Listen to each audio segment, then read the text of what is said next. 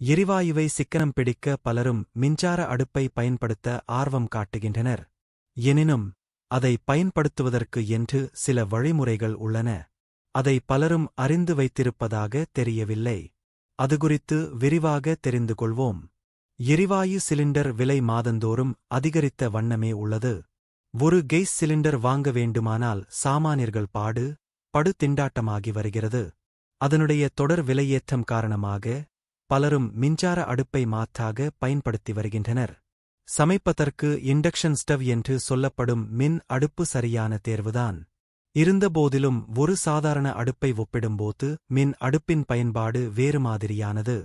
அதை பயன்படுத்தும்போது சில முன்னெச்சரிக்கைகள் எடுக்கப்பட வேண்டும். அதுகுறித்த தகவல்களை ஒவ்வொன்றாக பார்க்கலாம். இண்டக்ஷன் ஸ்டவ் பயன்படுத்தும் போது அதற்கென்று தனியாக விற்பனை செய்யப்படும் பாத்திரங்களை கொண்டு சமைக்க வேண்டும். பொதுவாக மின் அடுப்பில் மண் பாத்திரங்கள், அலுமினிய பாத்திரங்கள், இண்டோலியம் பாத்திரங்கள் கொண்டு சமைக்க முடியாது. சாதாரண எரிவாயு அடுப்பை சோப்பு மற்றும் தண்ணீரை பயன்படுத்தி சுத்தம் செய்கிறோம். ஆனால் அப்படி மின் அடுப்பை சுத்தம் செய்யக்கூடாது. அதனால் எப்போதும் மென்மையான துணியால் சோப் பவுடர் உபயோகித்து துடைக்கவும்.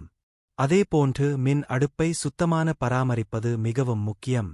தூசி மற்றும் அழுக்கு அடுப்பின் துளைகளுக்குள் நுழையாமல் பார்த்துக் கொள்ளுங்கள். உணவுப் பொருள் அடுப்பின் பக்கவாட்டில் வழிவதால் கரப்பான் பூச்சி, பல்லி போன்ற பூச்சிகள் நுழைகின்றன.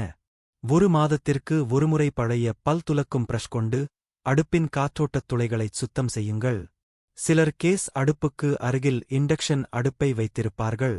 தற்செயலாக வாயு கசிவு எப்போதும் வேண்டுமானாலும் ஏற்படும். அதனால் போதிய முன்னெச்சரிக்கை நடவடிக்கைகளுடன் செயல்பட வேண்டும். இண்டக்ஷன் ஸ்டோவ் விளக்கை நேரடியாக ஸ்விட்ச் போர்ட்டில் இணைக்கக்கூடாது.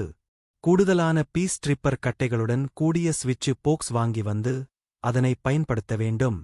அதேபோன்று மின் அடுப்பை வி மற்றும் கம்ப்யூட்டர்களில் அருகில் இருந்து விலக்கி வைக்க வேண்டும்.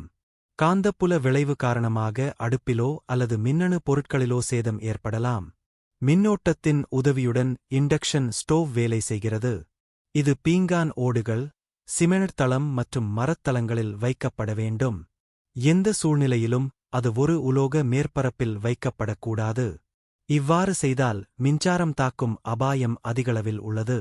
இண்டக்ஷன் அடுப்பில் உள்ள செராமிக் கிளாஸ் மேல் சிறு விரிசல்கள் தோன்றினாலும் அதை பயன்படுத்தாமல் இருப்பது நல்லது. சமைத்த உடனேயே சுவிட்ச் ஆஃப் செய்து பிளக்கை துண்டித்துவிட வேண்டும். உலோகப் பொருட்கள், காகிதம், துணிகளுக்கு அருகில் இண்டக்ஷன் அடுப்பை வைக்கவே கூடாது. இண்டக்ஷன் அடுப்பில் ஸ்டெயின்லெஸ் ஸ்டீல் அல்லது ஸ்டெயின்லெஸ் ஸ்டீல் அடித்தளம் கொண்ட பாத்திரங்களை மட்டுமே பயன்படுத்த வேண்டும். குறிப்பிட்ட சில அடுப்புகள் இரும்பு பாத்திரங்களை பயன்படுத்துவது போன்று தயாரிக்கப்படுகிறது. அதுகுறித்து கடைக்காரர்களிடம் கேட்டு தெளிவு பெற்று இண்டக்ஷன் ஸ்டவ்வில் இரும்பு பாத்திரங்களை பயன்படுத்துங்கள். இது மின்னோட்டத்துடன் வேலை செய்வதால் அதை தண்ணீரிலிருந்து விலக்கி வைப்பது நல்லது. ஈரமான தரையில் இண்டக்ஷன் அடுப்பை வைத்து சமைக்க வேண்டாம். குழந்தைகளையும் சிறார்களையும் இண்டக்ஷன் ஸ்டோவ் அடுப்புக்கு பக்கத்தில் சேர்க்க வேண்டாம். அவர்கள் இருக்கும் இடத்தில் இண்டக்ஷன் ஸ்டோவ் இருந்தால் மிகவும் கவனத்துடன் செயல்பட வேண்டும். இந்த தகவல் உங்களுக்கு உதவும் என்று நம்புகிறோம். தயவு செய்து எனது சேனலை சப்ஸ்கிரைப் செய்து தொடர்ந்து ஆதரவளிக்கவும்.